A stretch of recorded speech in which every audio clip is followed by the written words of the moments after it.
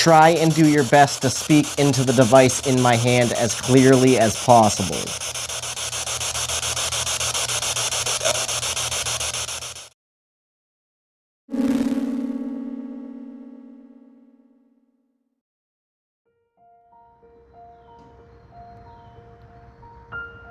Hi everyone, welcome to the season finale of Soul Survivor. Today I'm standing in historic Concord, Massachusetts, where 250 years ago the 13 colonies of America would begin their fight for independence against the might of the British Empire. Currently I'm standing on Author's Ridge of Sleepy Hollow Cemetery, where many of America's most acclaimed authors and artists have been laid to rest. The largest cemetery in Concord, Sleepy Hollow reportedly holds about 10,000 grave sites. The graves of Ralph Waldo Emerson, Nathaniel Hawthorne, Louisa Alcott, and Henry David Thoreau can be found here, with many aspiring writers leaving tribute to this famous author, as well as many other notable artists, philosophers, and musicians. Here's Mark Daniels, who is the original director of classic shows such as I Love Lucy and several episodes of Star Trek.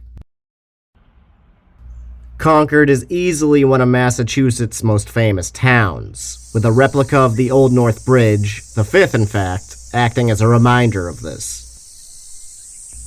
The site of America's first victory against England in the Revolutionary War would occur here on the morning of April 19th, 1775, where local Minutemen and British aggressors would commence in a firefight stemming from General Thomas Gage's attempt to seize colonial arms.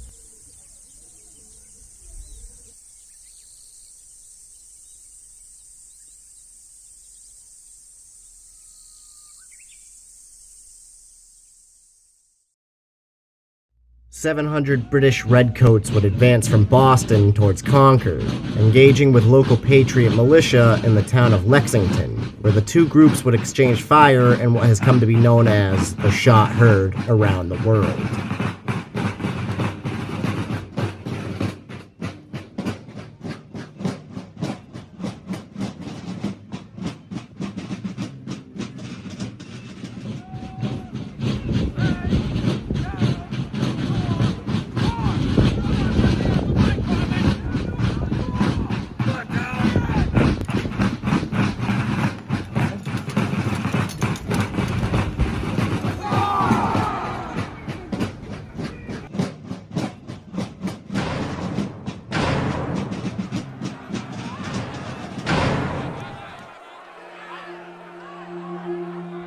Lexington's Minutemen would be pushed back by the invading force, with the British moving into neighboring Concord later that morning. While British forces would begin to sack Concord in search of weapon stockpiles, a large force of colonial militia was beginning to amass on the borders of town. About 400 men would march towards Concord, encountering little over 100 British soldiers guarding the Old North Bridge. Struggling to form a proper defensive position, one British soldier was said to have fired a warning shot at the Minutemen, causing a sudden volley of fire from the panicking redcoats.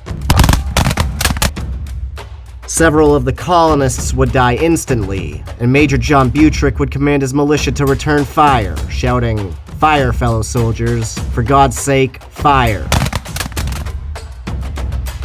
The return volley would prove devastating to the small group of British soldiers, with 3 being killed and 8 being severely wounded. The surviving redcoats would retreat back to the safety of the main force in town, making this the first official colonist victory against the English crown. 2 of those British soldiers killed on the bridge are actually buried here, with their graves relatively close to the spot that they died. Many of the Minutemen injured during the battle would be rushed to the local doctor by the name of Timothy Minot, who lived about a half a mile away near the center of town. Minot's home would quickly turn into a field hospital, with the doctor attempting to perform emergency surgery on the wounded for several hours, as British soldiers patrolled the streets just outside.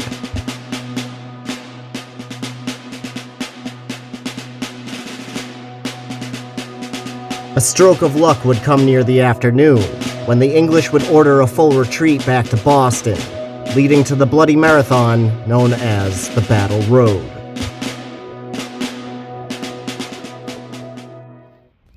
What was once Dr. Minot's home is known today as Concord's Colonial Inn, first seeing use as a hotel in 1889, known then as the Thoreau House, a little over a century after the battle was fought just outside its door. The building would be combined with the two properties adjacent to it, forming the inn as it's known today.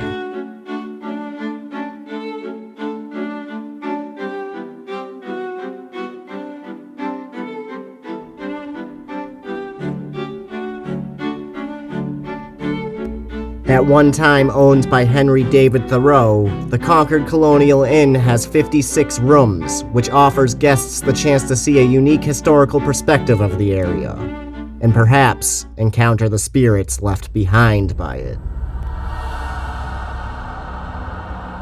Extreme accounts center around room 27, which had been used as a temporary morgue for those killed at the Battle of Old North Bridge, with sightings of orbs, lights flickering, and doors opening or closing by themselves. But the main hotspot of paranormal activity at the inn is supposedly room 24, which was used by Dr. Minot to operate on the wounded Patriot soldiers. The room would be where the first ghost sighting at the inn would occur in 1966, when a newly married couple would report seeing the apparition known as the Gray Man, standing by the side of their bed as they slept, disappearing near the room's fireplace. It's believed this entity may be the spirit of Dr. Minot, still checking on his patients over 250 years later. And room 24 was where I was supposed to spend my night. What was that I said about ghost hunting being hard?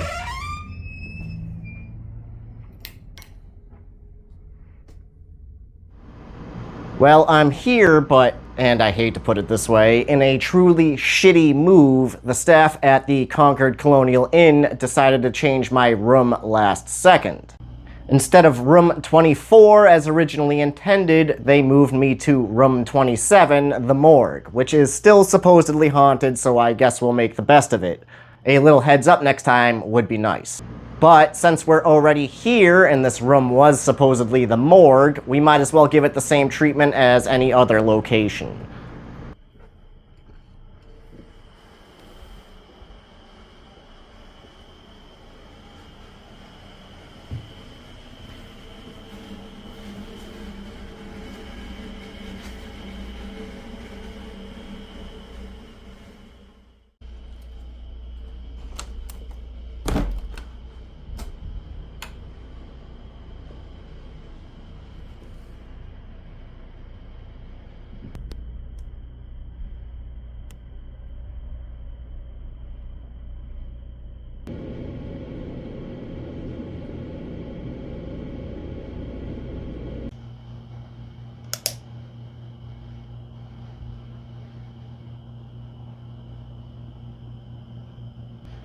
Alright, settling about right there.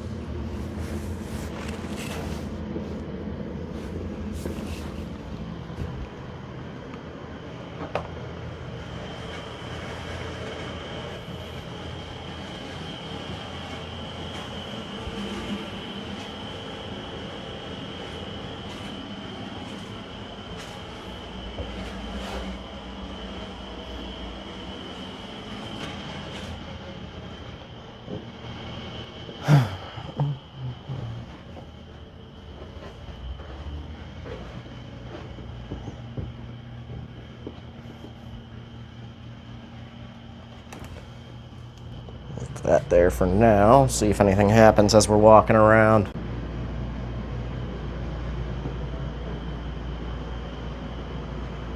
Point one.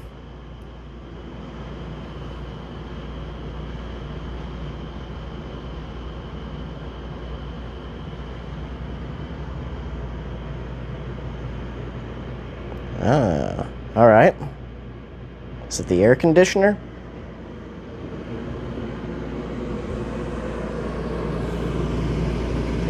That's definitely setting it off.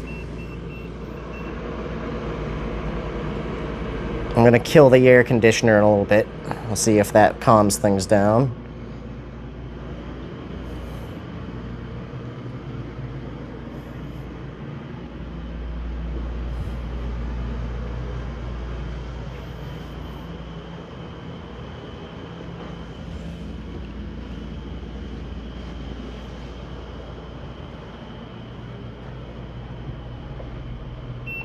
Lamp.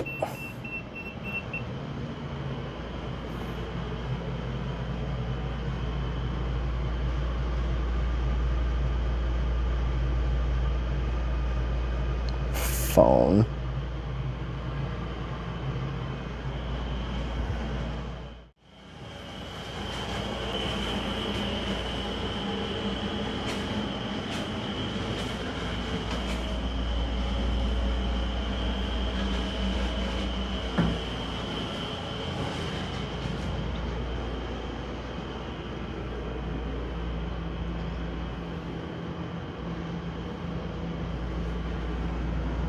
Let's kill this air conditioner.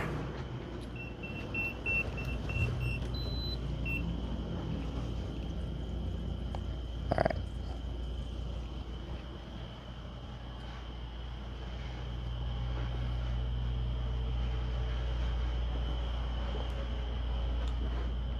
See, that readout's gone now.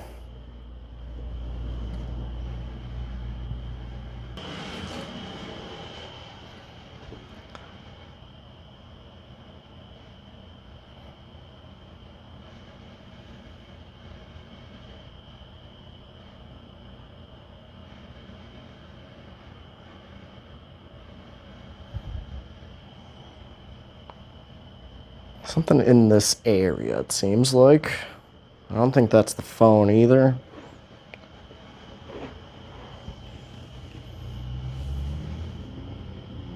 It's down in the floor. That's an interesting one.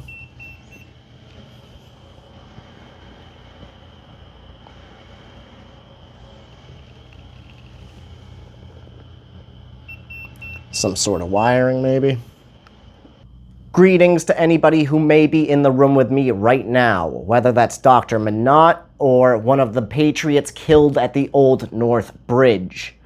My name is James, and I'm going to be spending a little bit of my time with you here tonight. I'll tell you as I tell everybody else, I cannot audibly hear anything that you are saying to me. You're going to have to try speaking into the device that's in my hand.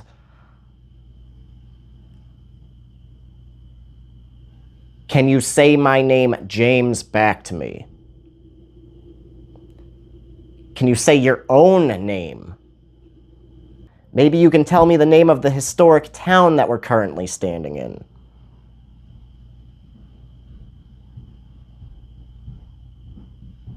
I'm going to be stepping out momentarily, but I'm going to leave a few pieces of my equipment behind for you to come and take a look at. Feel free to speak into this device after I leave the room. I think I'm going to start calling this the bathroom camera. It always ends up in the bathroom, and it's a piece of shit. Put it right here, looking out the doorway. Alright, we'll leave that camera right there. And on the bed, we'll leave the audio recorder and our least favorite little friend. Hello there. My name is James. Can you please tell me your name? Give me a sign of your presence.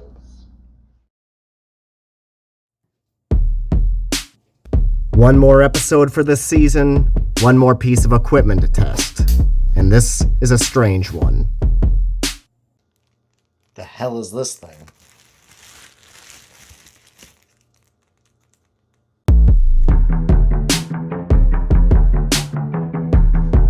Is it a vape?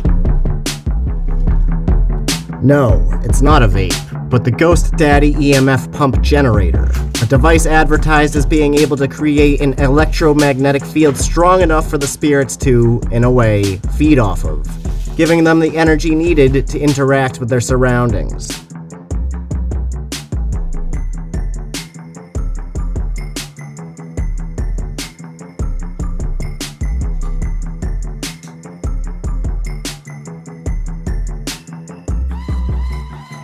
It does cause a massive spike in the basic K2, but still nothing being picked up by the digital model.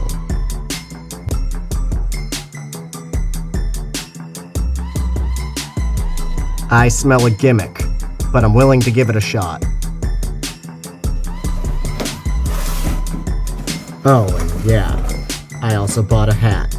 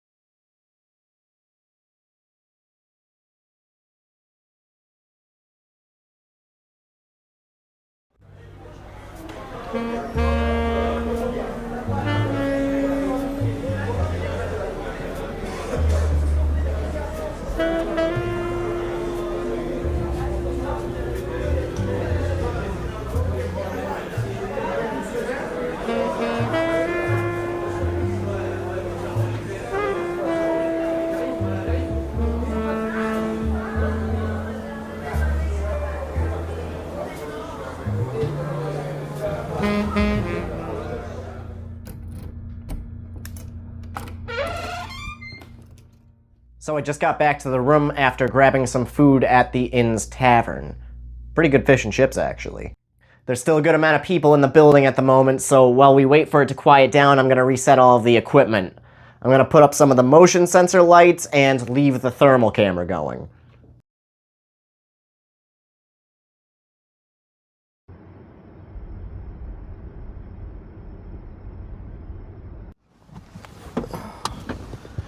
Alright.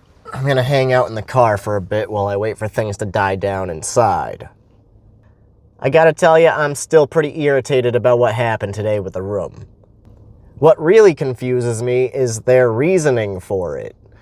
Apparently, another person had a fire alarm going off in their room, so they needed to move them to the only vacant room at the time, which was the one that I reserved, room 24. This was last night. They tell me that they were at 100% occupancy yesterday. Makes sense. Sure, put them in that room by all means. I'm not here yet. It wasn't until tonight. But if that room was open last night, and today they didn't have 100% occupancy, you would think they would get moved to another room that wasn't already reserved, right? I don't know. For a reputable place, I'm not that impressed. We'll see how things play out the rest of the night, though. Well, according to my research, several other apparitions have been seen in the building, including a little girl who runs around the hallways just outside of this room, an elderly woman and man, possibly Henry David Thoreau, in the sitting room, and a British redcoat soldier seen in the area of the bar. We're gonna do our midnight EVP session, and then we'll take a walk around the building.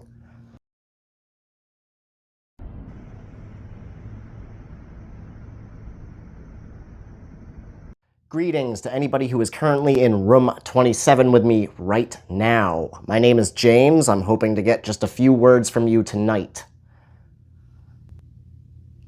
Dr. Timothy Minot, are you here with me right now?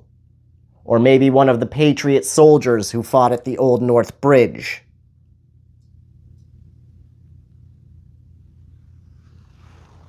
America recently celebrated its 250th anniversary of independence from England. You guys played a big part in that. I just want to thank you.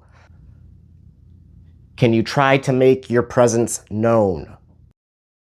There's several small white objects strewn across the room right now. Maybe you can touch one of those and make them light up.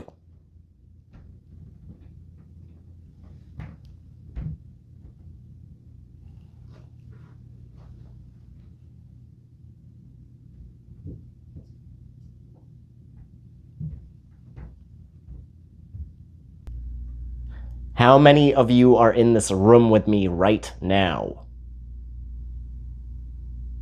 Can you see or hear me?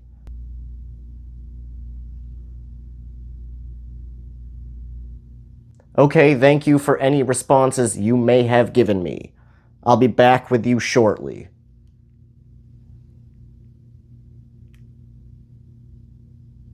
Alright, I'm gonna go take a walk around the property. Before I go, I'm gonna add in the laser net to the mix.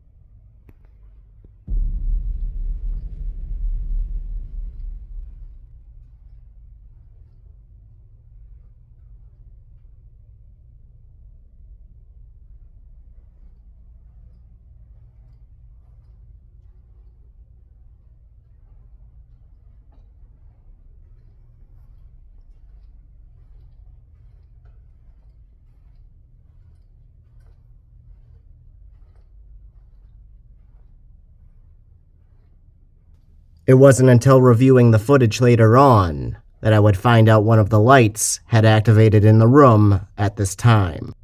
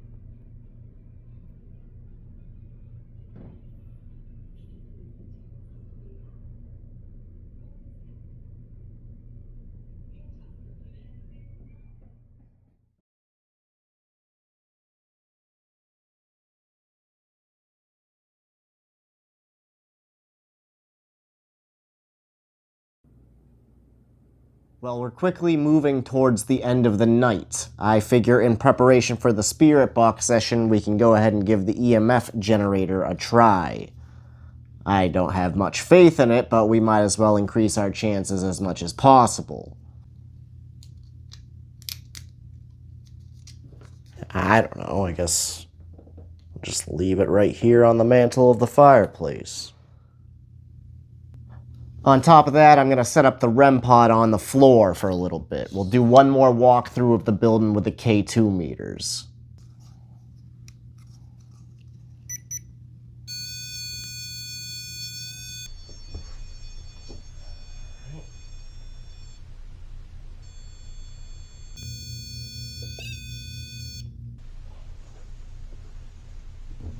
How about for good measure?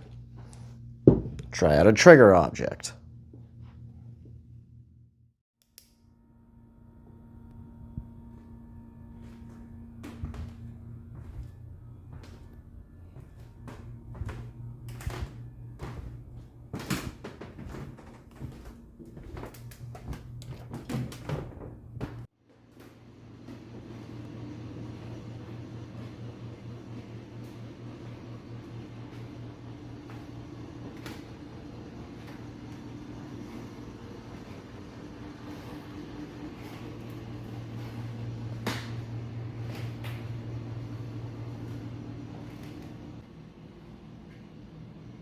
Again, the light on the chair in room 27 activates, and upon seeing this footage later on, I would begin to become suspicious as to what was causing it.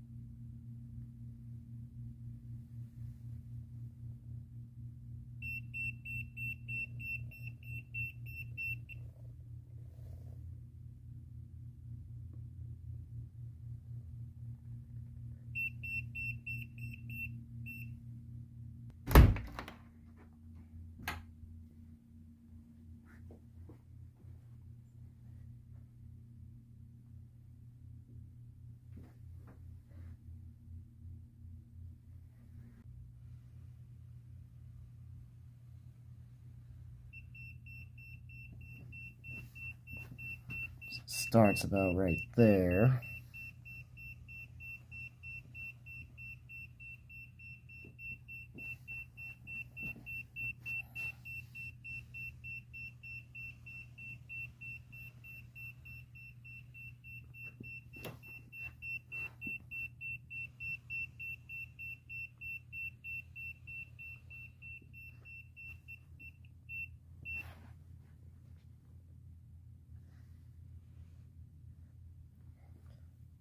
So we'll use the white as a marker.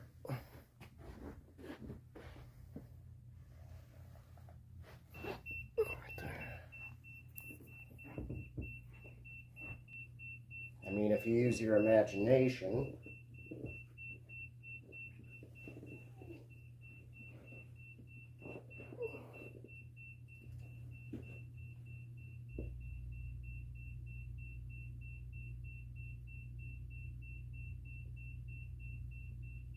relatively the length of a body.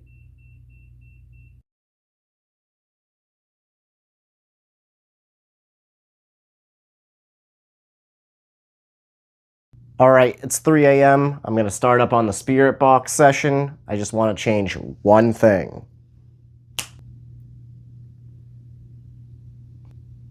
I look like a jackass, don't I?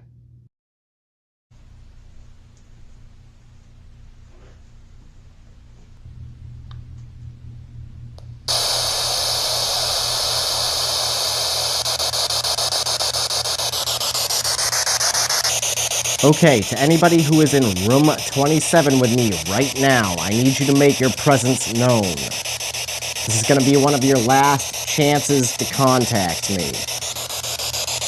Can you say my name or your own name back to me right now?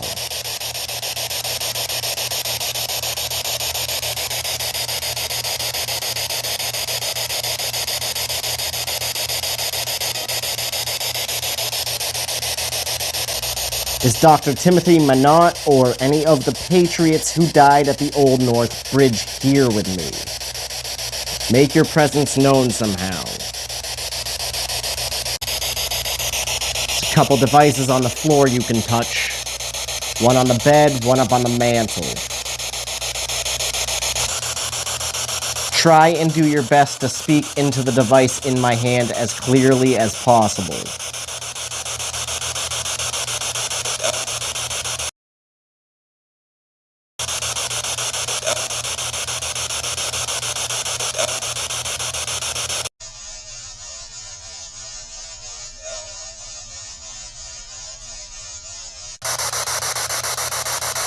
Can you see me right now?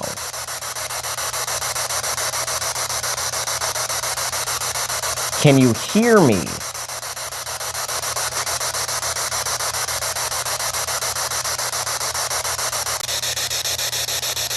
I just need you to say my name. Prove that you're here.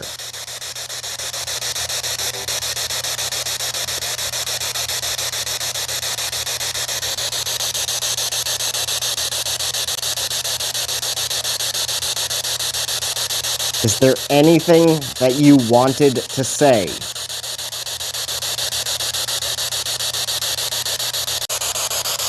Alright, I'm going to turn off the light for a little bit. We'll sit here in the dark and listen.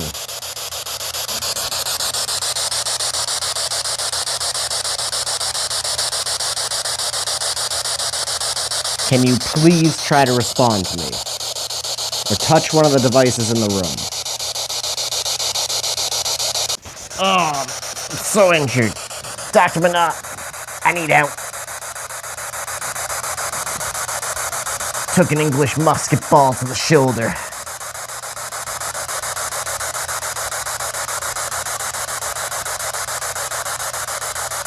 Oh, sorry. I took ye old musket ball to the shoulder.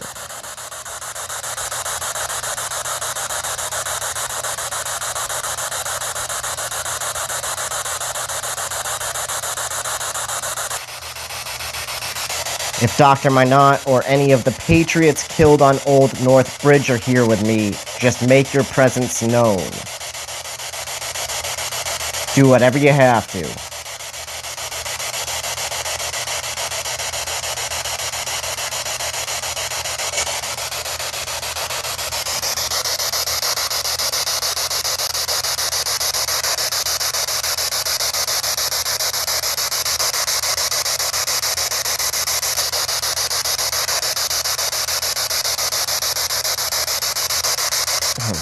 is your last chance. Try to say something to me now.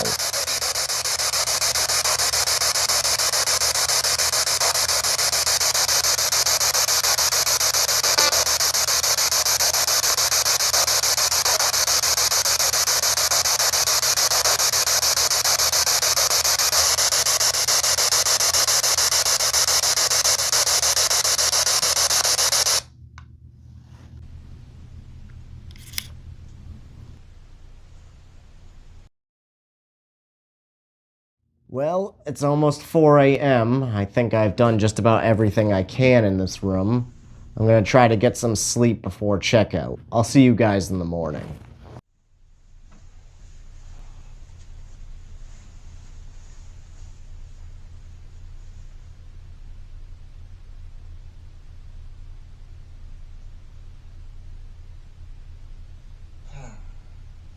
Maybe all the ghosts were upstairs.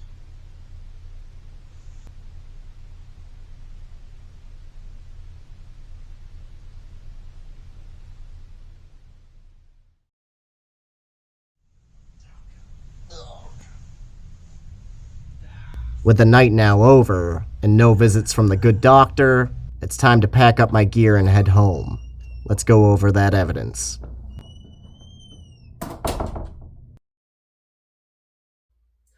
Okay, for the final time this season, I have gone over all of the evidence twice, and there are definitely a couple of things we need to go over.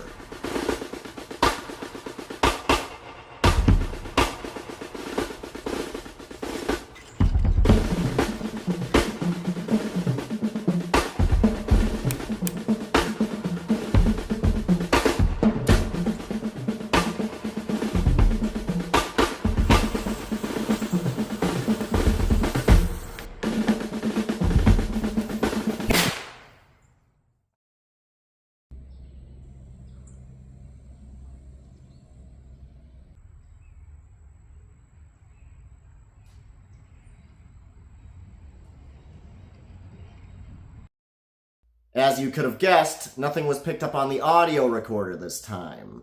Those mythical EVPs have still managed to evade my attempts at capturing them.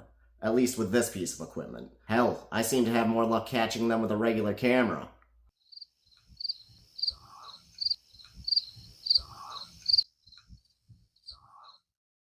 There were a couple of interesting hits with the K2 meters in room 27, with an area roughly the size of a person just in front of the fireplace giving a high readout. I'm fairly certain this was a wire running under the floorboards, as the numbers were too consistent throughout the night. But if you ever happen to investigate this room, check that area to see if you get the same results that I did. Both the audio motion sensor and thermal camera failed to catch anything of interest, and I'm still not exactly sure what or if the EMF generator actually does anything to help a supposed spirit manifest itself. Still, a relatively cheap tool that doesn't seem to be hurting anything, so we'll test it out more in the future. Next up are the motion sensor lights, which we did see go off twice throughout the night, once with the laser grid and once without. But I'm highly skeptical it was caused by any ghosts in the room. Keep that in mind, I'll get back to that in a minute. And finally, the one sound we got off of the spirit box, which sounded eerily like the word devil. Try and do your best to speak into the device in my hand as clearly as possible.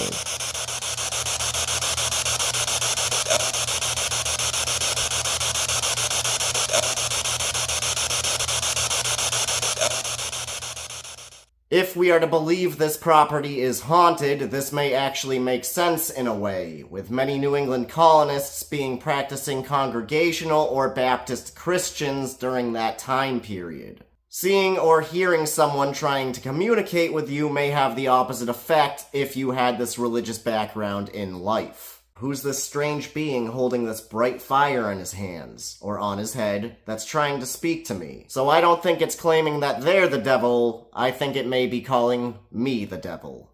Okay, so those are the pieces of evidence for this one, and you may be wondering if I think Concord's Colonial Inn is actually haunted. And that's still undetermined. As much as I would like to say that this location was haunted and the manager did give me half off on my stay due to the massive inconvenience of switching my room last second, I always keep these investigations 100% authentic, and it would be remiss not to inform you, my loyal viewers, of all of my findings. Remember when I said I was skeptical about the motion sensors being activated throughout the night? Well, the condition and the cleanliness of the room left a lot to be desired, to say the least.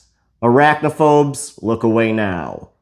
An inordinate amount of insects seem to have taken up residence in the room, such as spiders, drain flies, and a common housefly which I didn't manage to film, but I suspect to have been large enough to set off the light.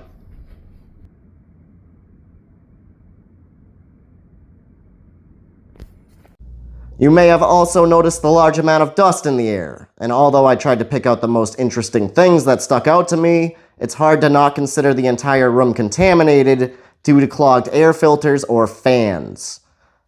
Overall, the room was left in an unacceptable state, and I recommend going elsewhere for your paranormal investigations, such as the Public House or the Deerfield Inn. And that's going to bring Season 2 to a close. I learned a lot doing these investigations the past year and feel that we caught a lot more evidence this time around. Can you see me or even hear me? If you enjoy seeing me look into these locations, don't forget to do the usual like, subscribe, and comment. The higher those numbers, the higher the chances are I'll be allowed into more high-profile haunts down the road. Thanks for watching, everyone, and I'll see you guys real soon on the next Soul Survivor. Until next time.